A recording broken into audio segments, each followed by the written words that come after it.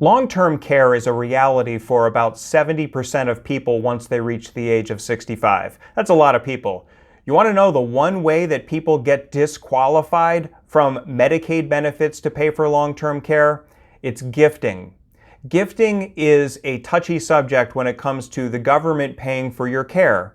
The government says, hey, if you're giving away cash and bringing down your resources to get eligible for Medicaid, then we're not going to pay for your care, you pay for it. So they don't want you just giving away money. Sometimes it's appropriate, but it should only be done with careful legal advice.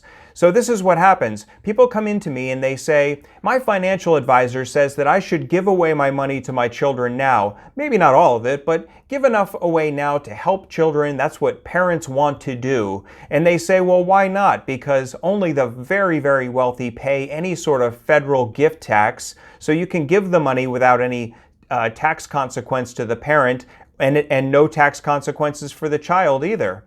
And plus, if you do that, there's no inheritance tax at the end of your life paid to the state because it was already given as a gift. There's no inheritance. All of that is totally true.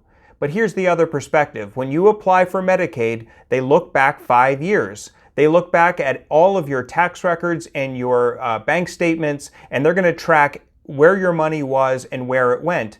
And if it's gifting of more than $500 in a single month, doesn't matter how many recipients, if it goes over $500, they're going to impose a penalty period and you will have to pay for your long-term care at the private pay rate, which right now is about $11,000 a month. So a small gift now in the scheme of things might turn into a much bigger bill down the road for you and your family.